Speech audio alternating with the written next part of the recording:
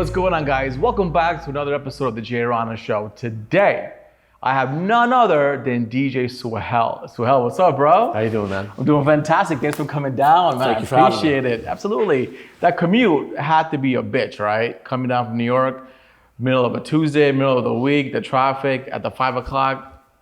Tell me about it. I'm sure it was a bitch, but thank you for coming down, man. I really appreciate it. It's election day. It's election day. So, everybody's out voting, right? I'm gonna put you on point real quick. Who'd you vote for? I voted for the other party. The other party. Don't say. There's a lot of people that I know who didn't vote because they just didn't like any of the candidates. There's some people who voted for different reasons. The far left, the far right, all that good stuff. People just wanna, hopefully the change that's coming to this country is a positive influence. That's all I gotta say. Yeah, absolutely. I think it's very important for people to speak their minds. So whether you are for one candidate or the other, or you're voting for an independent person, or if you just want to maybe write Homer Simpson on the ballot just to cast your vote, let your voice be heard. Homer Simpson was voting. If he was the candidate, I'm definitely vote for him. I wish Kanye was running this time. That would be dope. Did he run already? I think he was talking about running, but I don't think he's on the ballot this year. I think I voted for him in 2016. Did you? Yeah. Kanye West. I wonder what we have to do to put our names on the ballot as an individual, as an independent. What protocols we need, what background we need, how many years in office a regular civilian like you and I need for our name to be on the ballot. I'm gonna do some research on that. I'm gonna definitely find out. Let me know. We got a couple years to figure it out, right? If I figure that out, you're gonna vote for me. You better believe it. If I figure this out, the whole South Asian industry has to vote for your boy Jay Rana. I'm telling you, I've been making moves for a while. I'm gonna continue making moves till the day I die. That's a fact. Bro. Rana 2028, right? Rana 2028. I love that. Look at that. Rana 2020. Rana 2028. I like how that sounds. My man, thank you for coming. I've been telling you this for a while because originally, you're an OG. You've been around for a long time. You started this whole game and you're killing it every single day, every single time I'm online. I see you going international events. You were just telling me you were in Switzerland and you were just on a phone call with a past client from Switzerland who wants to come in and do some cool things. Yeah, so the Switzerland event was actually 2 years ago. Okay. And the nephew of the groom, super cool guy. Yeah. Very, very talented in terms of lighting and production. Right. He came up to me during the wedding events because I was doing what I do, and he was of course very social, and we spoke, and we've kept in touch since then. We follow each other on all the social platforms. And he's a great guy, good kid, incredible head on his shoulders, always asks very intelligent questions, and he's going to go far in life. And we're trying to get him some opportunities here in the U.S. to come over from across the pond. He's in the UK, and great conversation with him, and we're looking to do some big things. Does that usually work out? Because I get a lot of emails and DMs from DJs from India. They follow me on my platforms and ask me if I can come down and DJ. I'm like, I don't even know how that works. So I need to sponsor them, or what's the whole process in that? This guy, he does lighting production, lighting design and production. Okay. How would it work for somebody from the UK versus India? I really don't know. I think it would be a separate kind of visa. Yeah. That would be different between the two countries, but it's interesting. Everybody wants to get out there. Social media has exposed different parts of the world to people from other parts of the world. Right. Everybody believes that the grass is greener on the other side. So the grass is greener where you water it, my boy. That's right. Grass is always greener where you water it. I know. I preach that all the time. Mm-hmm. You mentioned that he's specializing in lighting production, right? And in that aspect of it, do you feel like the lighting, if you look behind me, lighting is everything. Yeah. We're at the Titan. We have the largest kinetic structure that's a permanent install on the eastern seaboard, and lighting is huge. I feel like lighting took away the whole concept of a talented DJ at an event. The lighting, the production, the bells and whistles. I feel like when I first started to DJ back in 2001, right, full time, it was all about the skill set. We had a small little Avengers on the DJ table, call it a day, right? And you had to be good at what you do. You had to know how to mix, your wordplay, all that beautiful stuff. Now, it's all about the production. It's all about the lighting. It's all about the indoor fireworks, the dancing on the clouds. It's all about the bass drop, ba ba ba ba ba, into your new mix, right? Which is fine and dandy for all the new kids out there. But I feel like that's taken away from the actual talent of being a mixologist, about learning how to mix, matching beats, all that beautiful stuff. Tell me I'm wrong or tell me I'm right. Well, with regards to lighting, lighting and the performance of the DJ needs to go hand in hand. Whether you are a wedding DJ or if you're an EDM superstar, like everything has to be able to follow each other. Right. I actually learned a long time ago from a very, very well-known and well-respected lighting operator in the industry whose name is Ariel Figueroa, who used to travel the world with many talented celebrity DJs. Yeah. He taught me, this was during my residency at a nightclub called Deep back in like 2004, 2005 into the early part of 2006. He taught me, he goes, you can see music through light. And I never forgot those words. I like how I you never put forgot that, those words. And when I left Deep in 2006, just a couple of months after Pasha opened, I went over to Pasha. Yeah. And eventually I met a lighting operator over there by the name of Joey Vera, who I actually work with now, present day at HQ nightclub in Atlantic City at the Ocean Casino. Nice. And when Joey came into Pasha, he replaced somebody else who was there, and I forgot who was there. And he happened to come in on a night when Eric Murillo was playing. Okay. And Eric Murillo was like the god of Pasha. Like if Murillo was playing Pasha, it was gonna be a 4,000 to 5,000 person night. Wow. And I remember finishing my set in the VIP room, which is Pashita, and I went down, I'm like, all right, let's go see who the new light guy is and see if he can keep up with Eric. Because Eric, when Eric plays, or when he used to play, rest in peace, Eric Murillo, he would just be on.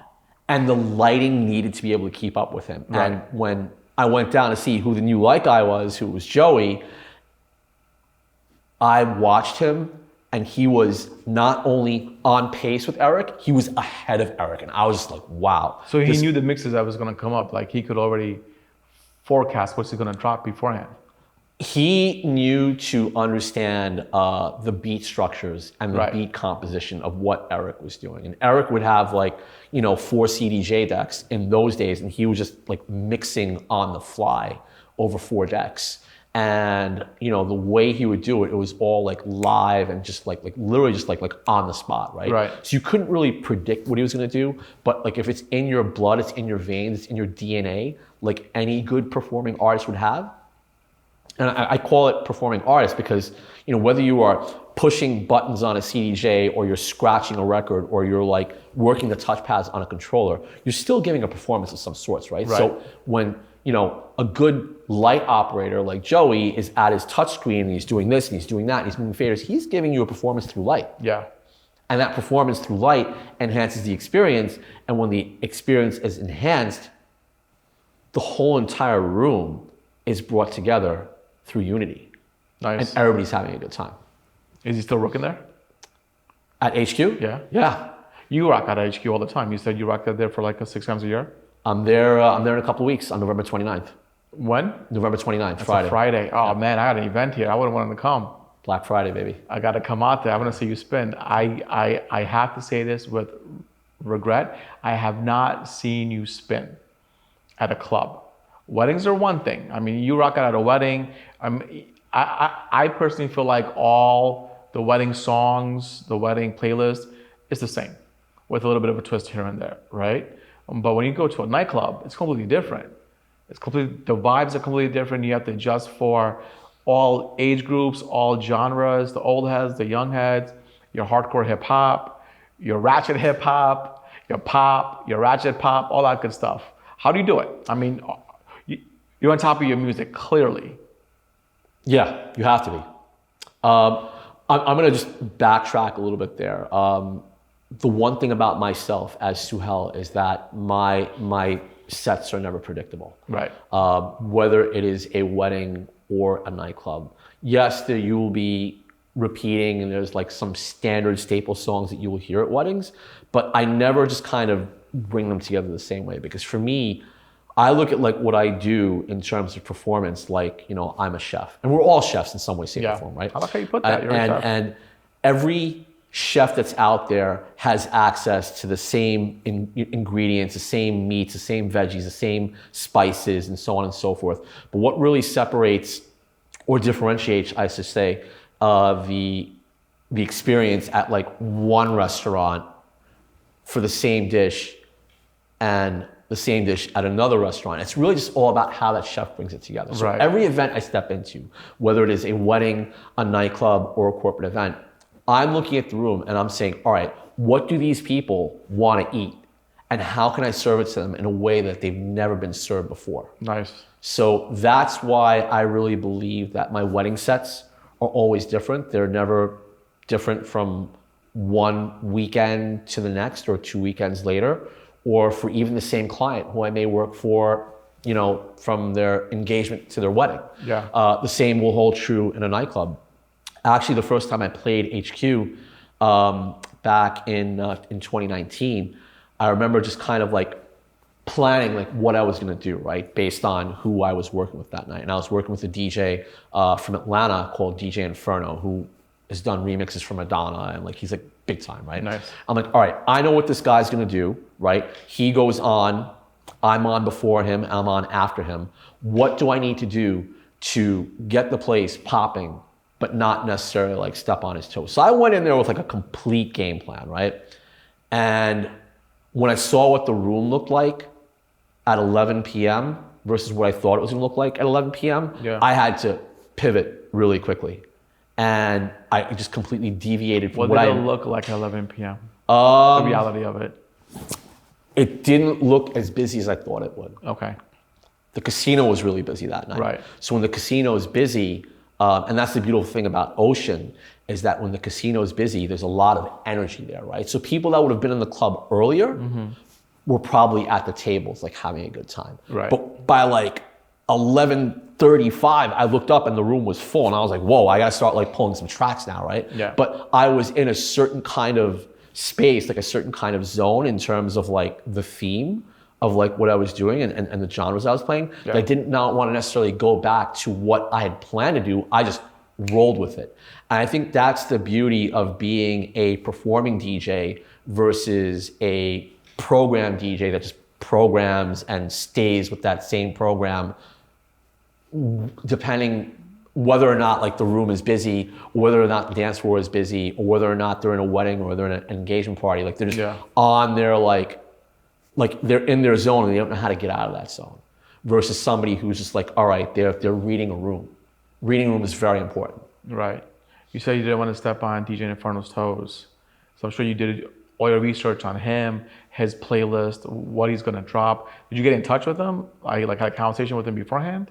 So I think a good support DJ, and that's like my role when I do HQ, because like, you know, they're bringing in like, you know, DJs like Aoki and Tiesto and so on and so forth, right?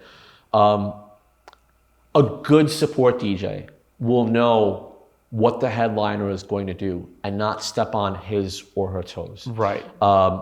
A good support DJ, let's say at like a different tier kind of headlining act, would maybe get access to the TM, which is like the tour manager, and maybe have a discussion with them saying, look, this is what I'm thinking about doing to warm the room for your artist, which you are on tour with. Right. How do you feel about this? And that's really like the right thing to do, because you don't want to go in there and maybe like preempt what the main act is going to do, and then let's say, you know, the headlining DJ gets upset and he doesn't want to play. Or he goes and complains to management and be like, listen, I don't like the way that this person set the room up for me. Does that happen often? You know, there are... Like a support DJ who comes in and drops bangers after bangers and just kills their room and just destroys the energy, because it's all about energy, right? Bangers after bangers. After a while, you're going to get tired. I've never done that. Okay. I believe there is a fine art to playing a room, a nightclub at 10 o'clock, 11 o'clock, 12 o'clock, and right before the headliner goes on. Right. Your job as the support DJ is to warm the room, make it fun, but not fun where you're taking away from the headliner, but fun to a degree that people are enjoying themselves and the bars are generating revenue. Right. Like that's what you have to do. And I learned that very, very early on because when I first started DJing nightclubs, I would do the full 6-hour set, 10 a.m. to 4 p.m. I'm sorry, 10 a.m. to, can we edit?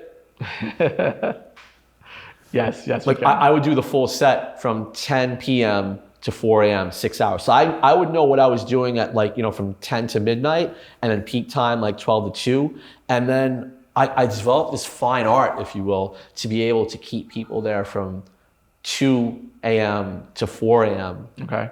And just, really send the room off with like a big high. And I then took that experience and I brought it to my weddings. Yeah. And I love it when I'm having consults with clients and they're just like, all right, so we want to start off with like, your typical Bollywood. And then like, as the parents start to leave, we want to do like more EDM and hip hop. I just start laughing all the time. I'm like, listen, I don't let people leave.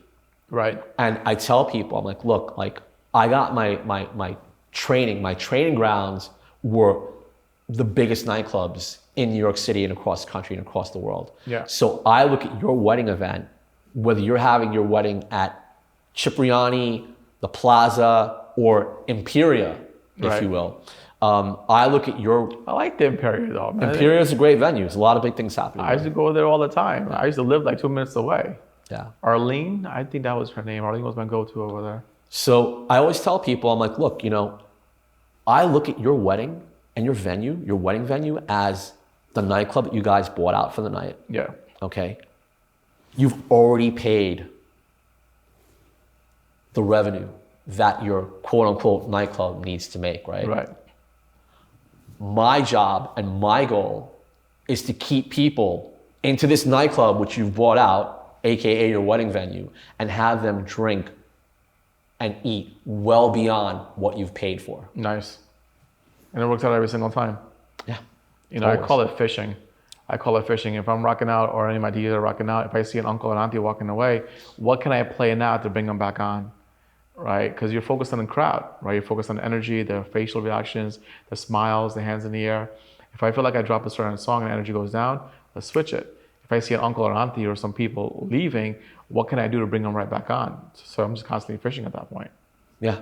So my hallmark is that like 95 to 98% of my wedding performances always extend into overtime. Nice. I hold a record for Cipriani where we extended a wedding at Cipriani 25 Broadway that was supposed to end at 1 a.m. until 3 o'clock in the morning.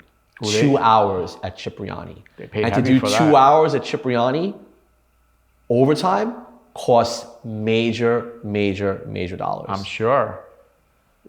I was just having a video edited just now for a performance at Cipriani Wall Street. And a client over there had done an extension of an hour and a half. And these are places that charge like a hefty penny per person. I bet. Just to do your basic 300, 350, 400 people. Now we're talking overtime. Yeah. And the overtime is based on your minimum guarantee going back to minute 1, not from the minute that your overtime starts. It goes back to minute 1. Yeah. And then not only are you paying your per person, but you're also paying for the sound and lighting team. Well, that's where the cost goes in. It's going to be the staff. It's going to be the in-house technicians, all those, everybody else except the DJ. So let me ask you a question. The DJ gets paid. I get paid. Facts. If you're going overtime, let's say you're rocking until 1 a.m. If you're going overtime, you're going to go into overtime. Will they let you know at least an hour beforehand? Or is that going to be at 12:55? Suhel, we're going to go overtime for another hour. So the Cipriani 25 Broadway wedding that went 2 hours overtime, they came up to me at 12:40. So I had to somehow signal the captain at Cipriani, call him over, and he's just like, all right, I've got to get this cleared with the audio and lighting team. Plus they did projection video mapping in the venue too. So it was a separate component to the audio and lighting that had to be brought into the equation as well. So it wasn't just sound lighting, it was sound lighting and the video mapping. 5 digits right? overtime. Plus the venue. plus me. Yeah. So then, we rocked, went until went to 2 a.m. 2 a.m., I announced last song, ladies and gentlemen, thank you, good night. Groom comes running on the stage and he goes, Suhel, he goes, we're right near Wall Street, and in the spirit of the Wolf of Wall Street, we're not going anywhere. He goes, I want to go an additional hour. And I'm looking at him and I'm just like, nice. Okay, cool. I go and find the captain, and the captain was just like, is he nuts? I'm like, dude, let's do it. Let's go. Let's give these people the night of their lives. Right. And he's like, I'm about to run out of liquor. I'm like, I don't care. I'm like, call Randy over at Cipriani Wall Street right around the corner and tell him to send over whatever he's got. We're going to 3 a.m. Nice. So 7 minutes go by, all right? Everybody's still on the dance floor, all right? People just standing there looking at me. And the captain goes and he speaks to the audio team, speaks to the lighting team, speaks to the projection mapping team, and he gives me the thumbs up from the dance floor. And I'm just like, I got on the mic, well, ladies and gentlemen, who wants to party all night long tonight? Make some noise. The whole place goes crazy. Nice. And I just start rocking, okay? 2:55, the groom comes on stage, and I'm looking at him, and I had a really, really rough day that day. Like a lot of things happened to me, right. like outside of the event. And I went there with like every ounce of strength that God has instilled in my body to rock for these people. Yeah. With a smile on my face and without even giving anybody a hint or an inkling of what had happened to me outside of work. And I looked at him and I was like, is this guy gonna ask for another hour? Because this place is rocking, okay, at 2:40. And he goes to me, he goes, listen, Suhel, thank you for everything. The bride and him are gonna leave now. And he goes, you can stop at 3. And I was like, part of me, I was like happy, but part of me was like, damn, another hour, we would have just banked. Yeah. But like, incredible client. And he really, really did the right thing by me. Like, he more than took care of me and everybody that was involved. And that's really, I find myself to be very, very blessed and to be honored to be in the company of clients like that really, really, really truly appreciate you right. for your art and for your talent and what you are taking from within yourself to carry them on their days. And that's huge. Yeah. You just said you had a hell of a day. Yeah. Before you got in to perform. As an artist, you got to be on at all times, right? Yeah. You walk through those doors, you're on, you're working. No matter what bullshit you went through at home with any personal life, all that nonsense, that goes behind, right? That's not priority anymore. It takes a toll on people. It's draining. Yeah. You got to have some type of mindset to put that behind your head and focus on this particular crowd while everything else in the back of your head is like up in the air at that point. That takes a toll on a lot of people, bro. It does. It does. It really, really takes a toll on you mentally. And I think this is a lot of thing that, people don't really realize and you don't understand is that, you are essentially, as the entertainment, you are essentially carrying the emotions of 2, 3, 4, 500, even 600 people. Right. 600 strangers who you don't know and you've never met, interacted with. You are carrying their emotions.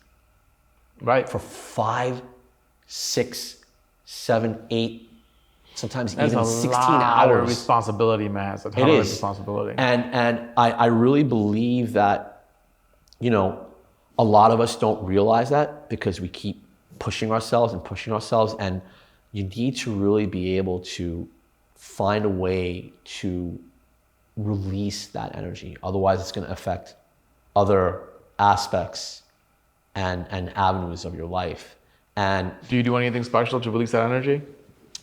I've been doing a lot of meditation lately. I'm very spiritual and very religious. Most people wouldn't know this about me, but I pray for an hour every morning before I start work. Good for you. Yeah. Thank you. Therapy is very important. And I really believe that, in our South Asian culture, that, the word therapy kind of comes with a little bit of a stigma from back home and the way it was perceived, many moons and many generations ago. But I was having this conversation, on the way here on the phone with somebody, and I said, there's nothing wrong with going to therapy. Going to therapy doesn't mean that there's something wrong with you. It just means that you're maintaining your body, you're maintaining your mind. It's like doing regularly scheduling maintenance on your car. I agree, 100%.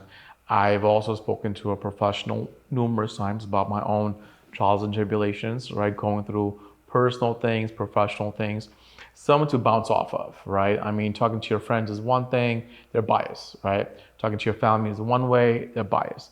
When you're talking to a stranger or professional about what you're going through, they'll give you the proper feedback that you need to make you think about something. Because if I'm thinking about something as one particular vantage point, I'm smart enough to know that there's 2 or 3 different vantage points, right? So if you go through all these things, all my personalities in my head, they're gonna have a conflict, right?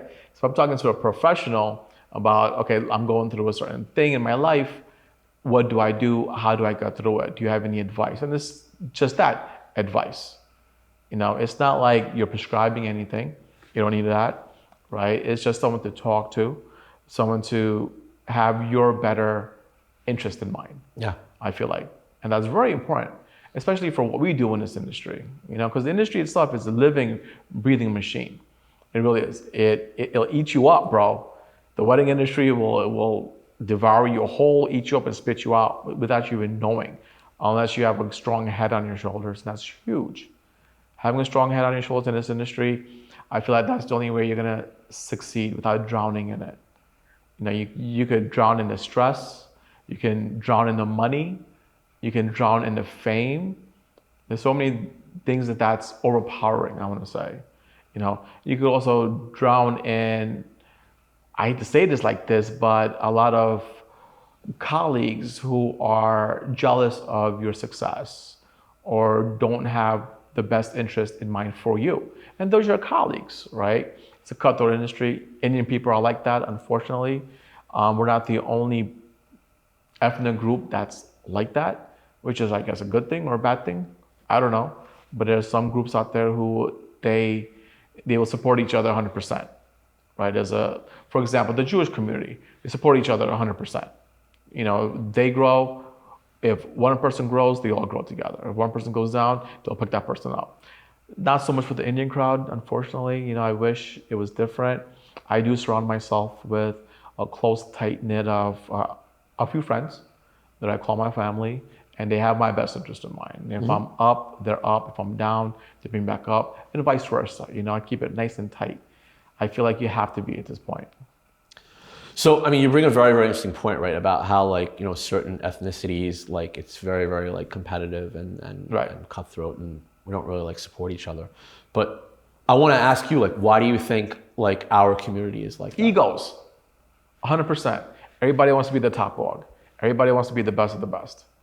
You don't understand that you can't just be the best by yourself. It takes a team, right? And once you're up there, they say that the loneliest place to be is to be on top, because you're going to shed everybody else as you make your way up there. So you're going to be there by yourself. I feel like the egos in our Indian community is unfortunate, is volatile to an extent, and it brings people down. It definitely does. No, you can't do better than me. I can't do better. You can't do better than me. Where do you think the egos come from? You could call it generational. Yeah. It could be a cultural thing. We can go back as far as our great-grandfathers. Who knows where it's going to come from? But in 2024, we're smart enough to know that can be the way of the future. I just had a son, right? I'm a father now. Welcome to the party. Thank you. This is a real party. This is a real party. It's different. It's a different feeling that I have right now, right? Being a father at this point. Yeah. Congratulations. Thank you. I'll be damned if my son goes through the same trauma that I went through. That's never gonna happen.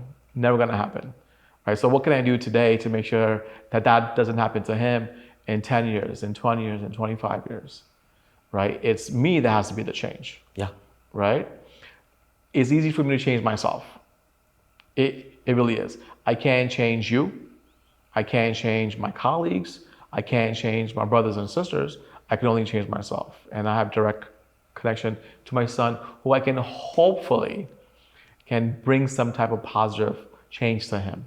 So the generational trauma doesn't carry over. Yeah.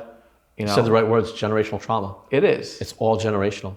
And And the generational trauma is this whole thing where, like, you know, for me, like, you know, being Sindhi in the Sindhi community, you know, in the partition of 1947, we were really affected by that. Where, like, you know, my family had to leave Sindh and Karachi and what is now Pakistan, and migrated over to, it left all their belongings and migrated over to Mumbai. Right. And I really believe that a lot of generational stuff comes from, you know, my mom, you know, she was 8 years old when she had to, you know, flee in 1947. My, you know, late father, God rest his soul, he was 11. And just imagine at that point, like, you know, you're leaving your toys and your home and your bed and your belongings behind, and you're, like, you know, going, like, under the cover of dawn to escape this persecution, which is, like, you know, going on. So there's trauma from that, right? And then you're now, like, watching your parents, like, set up shop in a foreign place. And, you know, my mother's family, like, they went into business, like, right away. So I'm pretty sure there was a lot of, like, you know, my granddad on my mom's side was, like, you know, there, like, in the street, like, pounding his chest, like, buy from me, buy from me, buy from me, don't buy from him, right? And the guy across the street from him is like, no, don't buy from him, buy from me. Right. And he's pounding his chest, right? So everybody's out there saying, I'm the best, I'm the best, I'm the best. And then, you know, our parents are watching that, and our parents are saying, like, okay, well, in order for you to be able to have a roof over your head and food on the table, you have to go and be the best. Right. So then, you know, they came over here to this country with this mindset that, like, okay, you have to be the best. And when they had kids, the kids had to be the best. And for me, you know, growing up, I was always told, like, oh, you can do better. You can do this, you can do that. Why did you bring home a 95? Why did you bring home 100? I was just gonna say that. You know, so it's like, you know, all those things were put onto us, and it was put onto us with good intentions because our parents wanted to see us do better than them. So with that said, do you do the same thing with your kids? That's a 95, why did you get 100? Not at all. Okay. Not at all. Well, that's what I'm trying to say. It stops with you, right? Because you're gonna support your kids no matter where they are at that point. If they got a 95, Mike, listen, you're fantastic, congratulations, let me go get you something, right? As like a prize or whatever. But if you're gonna flunk out, I mean, that's a whole different conversation you're gonna have, right? I believe it's more than that. I believe what's really important is being able to attune to not just your children, but to the person that's speaking to you. Okay. At the end of the day, like, we as human beings, we all want to be seen. We all want to be heard, right? Whether, you know, it's you speaking to a friend or your partner or to a client, like, we just want to be heard, right? Like, you and I speaking to each other right now, like, I'm hearing you, right? And then speaking back to you, like, I also want to be heard, right? I've learned that you can, you know, listen to hear and listen to respond. It's two different things, right? So with my kids, as example, to break this whole, like, generational trauma, so to speak, I validate their emotions, right? I understand what they're feeling. I'm telling them it's okay to have those feelings, and I give them a space to feel safe. That's something I really had to learn. Is that the fatherly advice you'll give me? I'm sorry? Is that the fatherly advice you'll give me? Absolutely. Okay. And it took me 4 years to learn this. How old are your kids? So my eldest son, Shiv, is 13. Okay.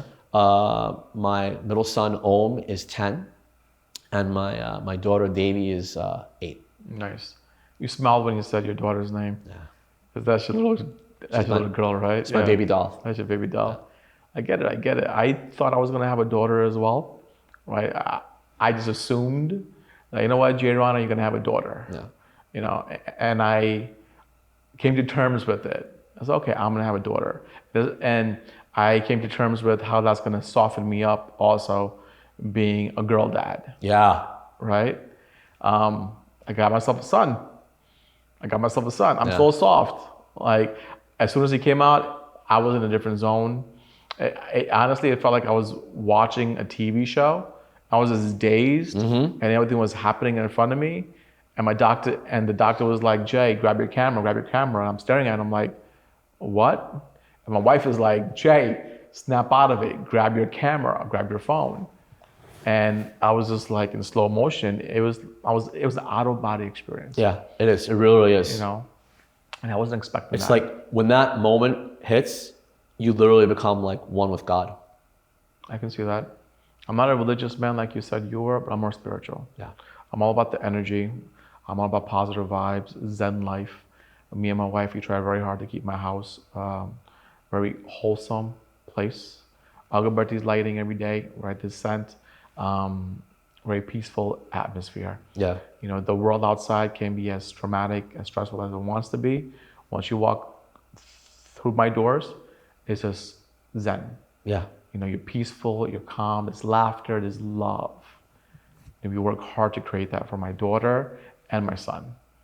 And we make sure that everything is nice, everything is peaceful, because you don't want to bring that into us. I mean, growing up with my parents, they didn't know what Zen life was.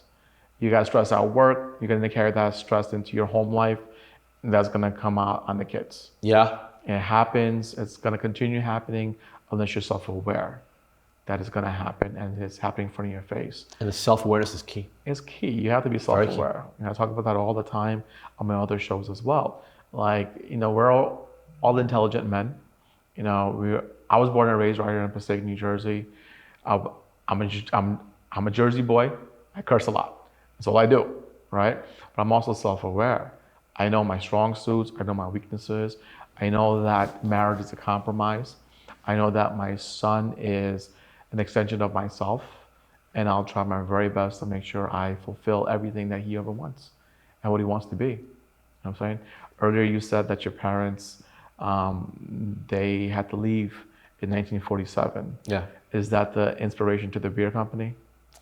Yeah, it's a very, very big part of the inspiration. Yeah. You know, we wanted to have, you know, something that we could identify ourselves with, you know, not just all Indians, right? We wanted to have something which would be very, very, you know, modern, right? Without an overly ethnic name, and something that, you know, we'll be proud of for generations to come. You know, 1947 is a very significant year, not just for us South Asians. I mean, it's the year that, you know, Yankees won the World Series in New York, right? We started the beer in New York. It's the year that, you know, Jackie Robinson broke barriers by breaking the color barrier, monumental achievement. It's the year that, you know, Ferrari was founded in 1947. Okay. You know, lots of really significant things happened that year. If you take numbers, you add them up, what do you get? 21. Legal drinking age when you had a blackjack. You know, so very good. But we wanted to really just, you know, design something that we could, number one, be proud of, and two, number one, feel good consuming at, you know, at an Indian restaurant as a starting point. We've, you know, since branched on outside of the Indian market. We've been very successful. Congratulations on your success, man. That's fantastic. Thank you. I've had the pleasure of having some of the 1947. Delicious. Yeah, thank you. Delicious. Glad you like it. And then, you know, the key thing is we wanted to, you know, have something which we'd be proud of and would also, you know, pair well with all kinds of food. Right. And, you know, growing up as Indians here in America, we eat Indian food at home, we go out to eat it. We said, let's design something that will pair well, go great by itself first, but also pair well with the flavors of Indian food. We conquer Indian food, which is the most flavorful and the most spiciest. We'll be able to hit Thai food, Chinese food, Japanese food, Italian food, Mexican food. So that's the long-term trajectory of the brand. Right. But, you know, the great thing about how it just kind of ties into Suhel and what Suhel does is that, you know, people will drink when they're hanging out one-on-one, or they'll drink it at a celebration. Right. So there's always a point or an avenue for this product to be placed and for people to enjoy it because it's a great product. It's an award-winning product. When did you launch it? We launched it about 10 years back. Okay. Yeah. So in 2014. Yeah. Nice. We did, you know, the first few years were a bit of a test run, but the real trajectory of the beer happened like, you know, 2013, 2014. Nice. We started moving from there, you know, pretty much all ourselves at this point. And we've withstood the test of time from like the big giants that try to, take us out. And I was going to ask you about that, about your competition for that. I'm sure the big dogs had to come in and buy you guys out or take over, or did they understand that the market that you're in is a niche market? So I think the word competition, it's very subjective, right? Okay. I don't really look at anybody as competition, personally or professionally, whether it's, amongst friends, family, DJ business, or in the alcohol industry. I look at everybody as peers that we can learn from. I wish everybody thought like you, to be honest with you, as your peers. I believe everybody in this industry in any industry is a colleague. Right. Whether they like you, they don't like you, whether you like them, you don't like them. I believe like respect really goes like a long way, and people just kind of should respect everybody as their equal. 100%. So your peers in the alcohol industry, you said a lot of the bigger labels, they try to come at you? Is that what you said? They did. And it's fine. It's all a part. Give me names.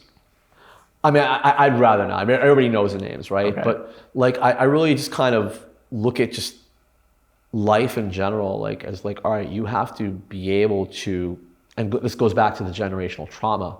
You need to heal those traumas in yourself, right? For you to really know and understand what you are as a person and what your brand is as a brand, whether it's Suhel or whether it's 1947, and all these other people that try to come at you thinking that you're gonna eat away at their sales. Right. Once you heal yourself, you're operating from a very, very different mindset. I agree. Right? People that think that you're trying to take away business from them just by living and breathing and existing, they're operating from a scarcity mindset. Whereas I've done a lot of personal work on myself in the last 2 years, and now I operate from an abundance mindset. I like how you put that. There's enough weddings and enough wedding business to go around. To last your lifetime. There are enough. We've been in it for a lifetime at this point. There are enough people that will enjoy 1947 or one of the other brands, or enjoy a wine, or enjoy a cocktail. What's your wine of choice? My wine of choice, I mean, when we're going big boy, I'm an Opus guy. Okay. But I enjoy, Chardonnay. Nice. I'm a Malbec fan of myself. Yeah. A nice Malbec with a nice T-bone. I'm good to go. Polar opposites, red and white wine, but it all depends on who I'm with, right. And what I'm doing. Whether we're just hanging out and having some wine, or whether we're having a meal. Right. But the really interesting thing, and this is the one thing which is a lot of people also may not know, is I'm not a big drinker. Okay. Rarely do I really say, okay, I want to have a drink.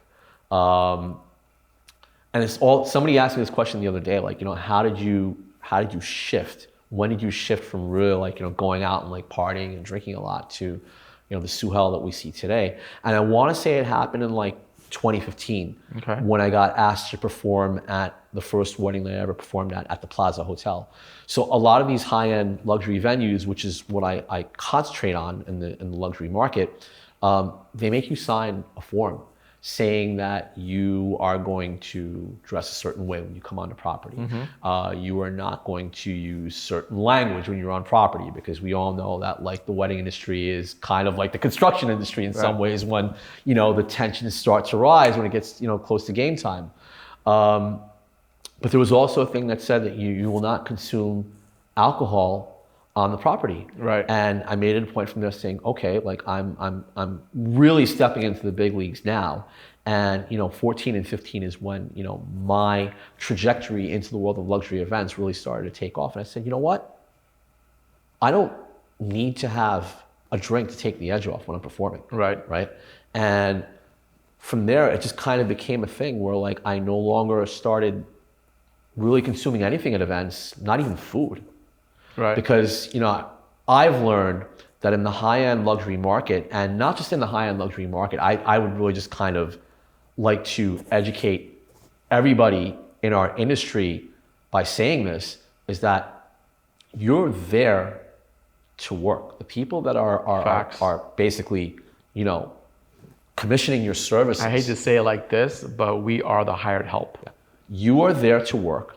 And whether you are consuming a cocktail or a piece of chicken or a piece of paneer, that's been paid for by the client. And especially, I'd like to say this to like the younger DJs, if a client comes to you and they smell it on you, you are basically saying to them that I felt it was okay to help myself without asking you.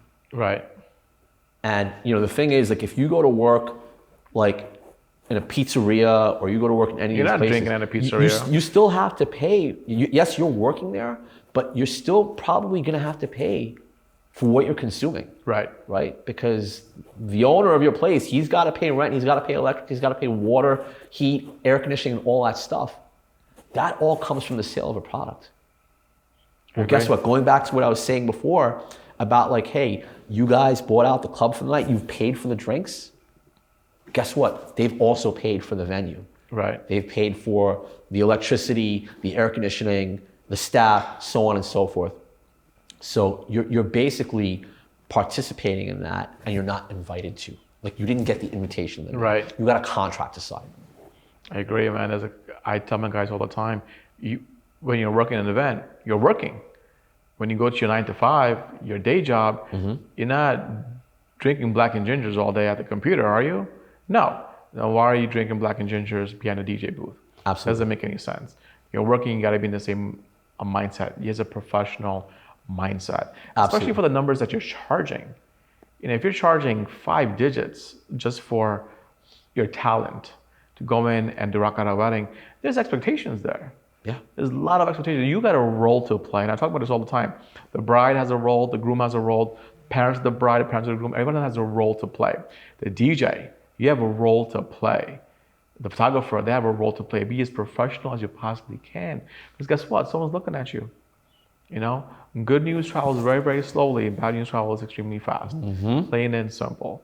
You just said a few minutes ago, if someone smells a certain alcohol breath on your breath, that's it. You're asked out, you're done. Because the word will travel through the industry, your colleagues. This particular person will be drinking on the job, and that goes into the clients. It trickles down so fast, man. It boggles the mind. You said that you're an opus man, and when you're breaking bread, when you have a meal, you'll indulge a little bit. We need to call my cousin Yogi, because you know Yogi very well, right? Tell me about Yogi. When did you first meet him? Yogi from South Jersey? Yogi from Boston, bro. Yogi from Boston? Oh my God, the story of Yogi. So I was DJing at a club in the theater district. Yeah. And the name's gonna come to me. It'll come to me eventually, right? And the promoters had taken over one of the rooms, and I was the featured DJ for the night. And Yogi was just kind of like up there, like hanging out in the booth, like playing with the lights, so on and so forth. Just being Yogi, you know what I mean? And we just, became friends and, hung out and so on and so forth. And I think he might have met Dunvey that night. Oh, look at that. That's the legend has it. That's the night he met Dunvey. So, and, we just maintained a relationship. And eventually I got lucky enough to perform at his wedding in 2009. Nice. And, they still talk about it, and I still remember it like it was yesterday. That's fantastic, man. That's how I first met you. I met you in New York a few years ago. Yogi was in town. Yes. We knew of each other, obviously, because of the industry, but we never had a chance to connect. We were in Long Island City. Right. There you go. It was in Long Island City. 5 stars. There you go. That was the first time I met you. Yeah. Honestly, bro, I was starstruck. Like, really? DJ Suhel? DJ Suhel, my man, what's up, bro? I was quiet because when I'm starstruck, I get quiet. I'm shy. I'm a shy person by nature. I really am. Versus what you may have heard, being on the stage, being on the mic, being here, I'm a very inside guy. Unless I'm really comfortable, then I'll be an extrovert and I'll talk and I'll Right. really enjoy myself. That was the first time I met you, man. It was good times. Yeah, it was. But look, I mean, to be honest with you, I mean, I hear this like starstruck thing and so on and so forth, and like, oh, you're so famous and all this stuff. And look, I'll be very honest with you. Like, I really look at myself as like one man amongst the many. Okay. And I really feel like we're all equal to each other. And, you know, I never got into this for the money or the fame. And if those things came to me, like, they're like a bonus. It's a byproduct. Yeah, yeah. I don't think I'm famous. I don't want to be famous. A lot of famous people say that. I don't want to be famous. I never wanted to But be you're international at this point. I mean, you travel the world rocking events, and you're a household name in the wedding industry, plain and simple, which is it's a great place to be. You know, I say this all the time. It's a multi-billion-dollar industry, the South Asian industry, right? The wedding scene. Being a name in it, being a name that's repeated over and over again, yearly, consistently, that says something. There's a lot of people who come in for 2-3 years. They come in for the wrong reasons. They come in for the money. They make the money and then they leave. Call it a day. Yeah. But because they just didn't have it, maybe, or they got tired of it, or they burnt out, right? Because this industry, you gotta be a rock star, right? Every wedding itself is a platform to showcase your ability, your performance. And, you know, people look up to you. They look at you. You're on stage. You're rocking out, and it's a high that you're on. Yeah. And it's going to continue for the next event, the next event. If you're not smart enough, you're going to get burnt out quicker, and you're going to leave in a couple of years. Then you're going to open up a convenience store, call it a day. I mean, I know a lot of people who have done that. Yeah. You know, folks like yourself, folks like a few other pioneers in the industry, like Mike. Mike was on my show for season 1. He's been in it for a long time, right? And he's consistent with it. Yeah. Consistency is key to your success. I'm a strong believer in that. I gotta give it up to Mike. I mean, Mike is like he's like the father to everybody in this industry. Like he's like the pioneer of this whole, like, you know, Indian wedding, South Asian wedding game. Like he was like the first, if not one of the first guys out there. Right. And I gotta give it to him. Like, he stays consistently busy. And he and I had a very candid conversation. I want to say maybe like 9 months ago. I said, Mike, how long are you gonna keep doing this for? And he goes, listen, I'm riding until the wheels fall off. I was like, wow, man, good for you. Why not though? If the phone calls keep on coming in because of your talent, why not monetize off of that? Yeah, absolutely. I like to take on a maximum of 20 wedding clients a year. Okay. That's my focus, and that's how I run my operation. 20 clients a year that know what they want and know what they're getting when they pick up the phone, or they like email, or like send a DM, or whatever it is, right? Like, I want to know what your expectations are, and Right. I want to be able to deliver to those expectations. Right. So I do 20 high-end clients a year. I'm laser focused on them. I don't like to book like back-to-back successive weeks. I don't like to book multiple clients in a weekend. I keep it to like a maximum of like 2 weddings a month, and that's it. Like, this is all I do. This is how I make my living. So this is how you make your living, right? So it's full time for you. Yes. So I'm sure you have your magic number that you need to make per year, right? Divide that by your 20 clients, and you're good to go, Yeah. right? Do you get any $1 million. There you go. Do you get any calls from a person that's going to be like, yo, Suhel, are you available for a certain day? My budget is an X amount. And it's not what you're expecting to get paid. What do you do about that? You know, that's a really good question. I can't say I've really been in that situation very often.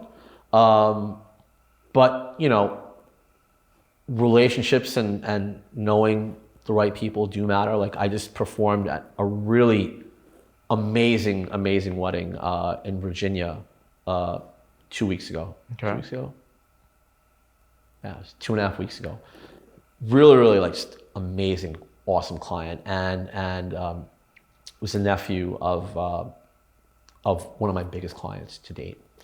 And I personally had performed for both of his cousins, right? 2 weddings. Mm-hmm. And he just really always just came very respectfully to both of those 2 weddings. And he was very nice, very humble, really just carried himself the right way.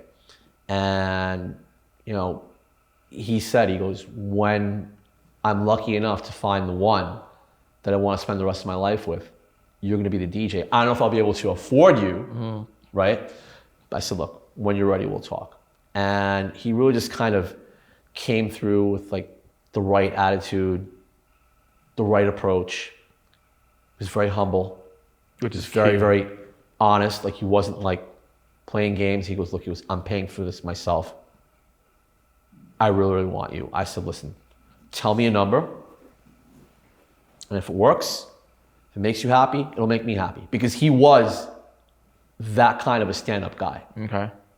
I've had on the polar opposite, and I've had clients come to me saying, oh, you know, like brides, like I'm paying for this myself. My parents aren't helping me. Can you please help me out here? So on and so forth, right? And they'll use that like manipulation, guilt trip, right?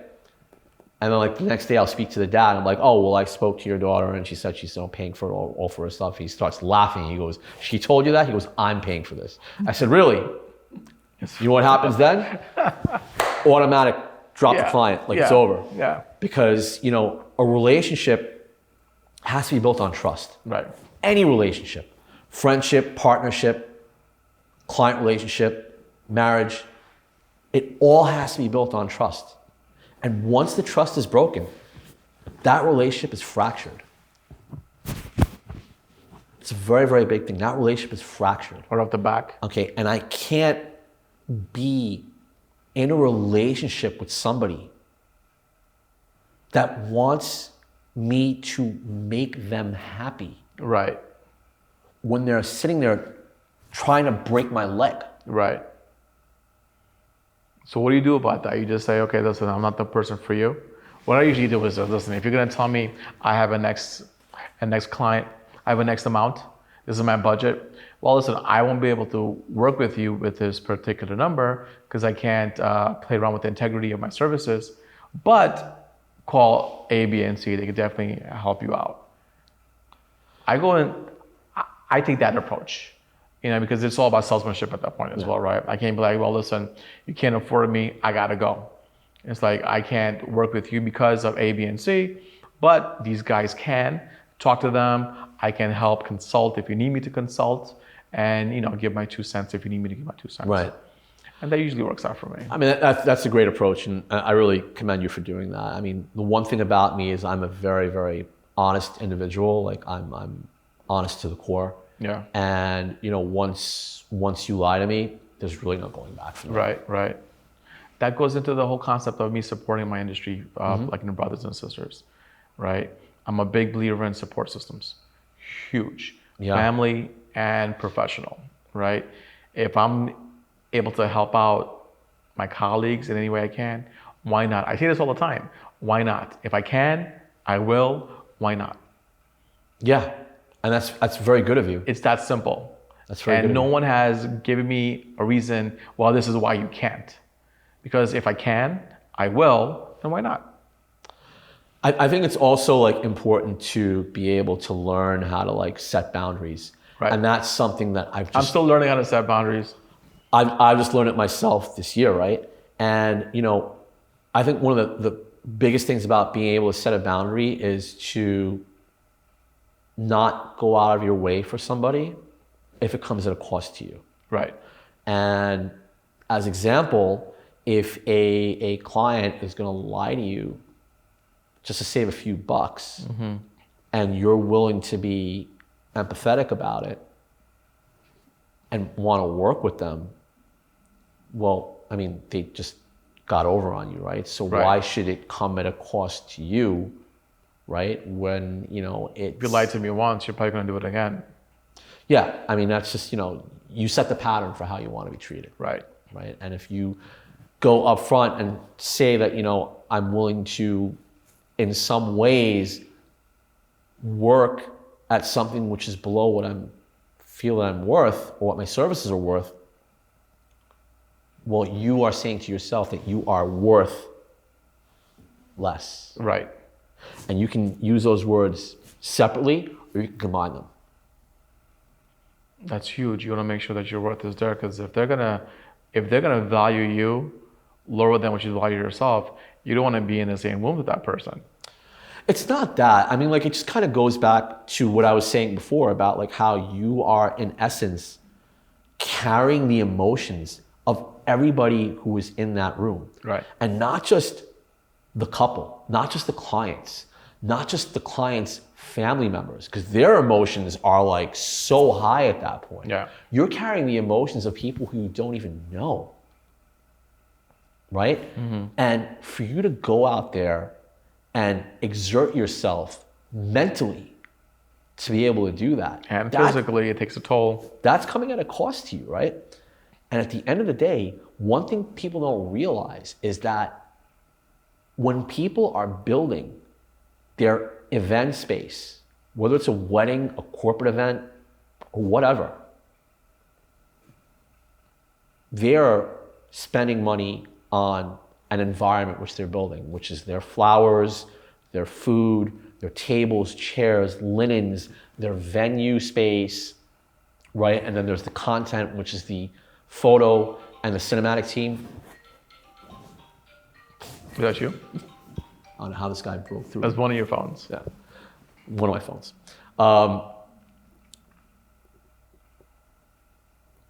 When those doors open and the guests walk in, it gets turned over to me. Facts. Okay?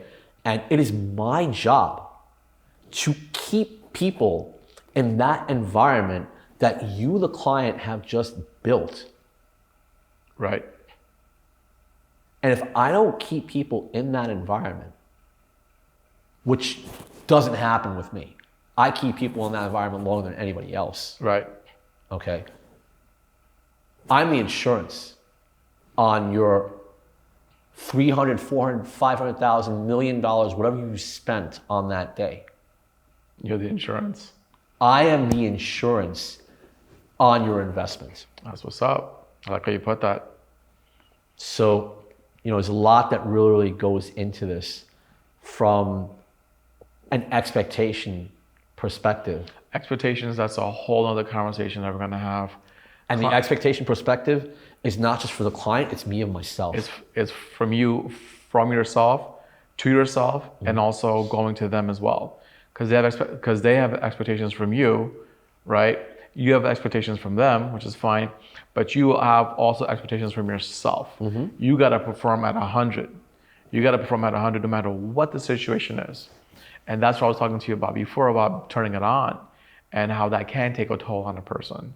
Turning it on, expectations. Sometimes if you don't fulfill your own expectations, how does that affect you? Like, damn, man, I could have done better. Damn, man, I missed that one track. Damn, man, I got 500 people rocking, but I got 5 people over there or not. Like that little piece of the puzzle, I feel like we're always trying to figure that piece out. I can't figure that piece out.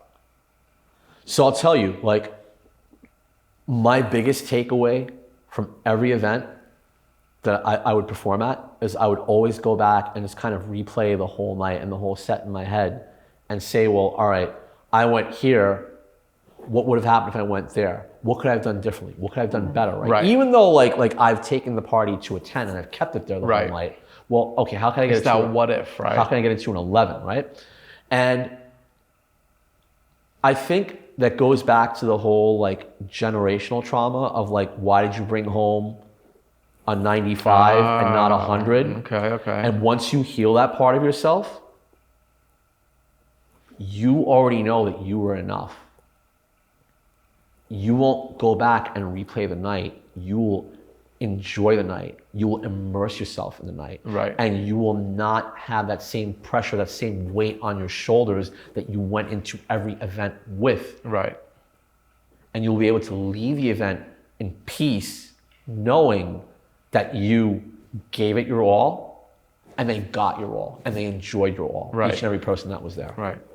I like how you put that. You want to explain those nails for me? I'm sorry? You want to explain those nails for me? The nails?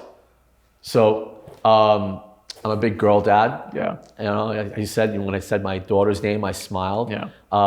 We went for a mani-pedi on Saturday because that's like kind of like our thing, and you know, she's very into art, right? She's very artistic, and she loves colors and all spectrum of colors, and she chooses like the nail polish that she gets her like, you know, fingernails and her toenails done with, and then she'll always have me do like one fingernail to match what she has, so we can be like close to each other, right?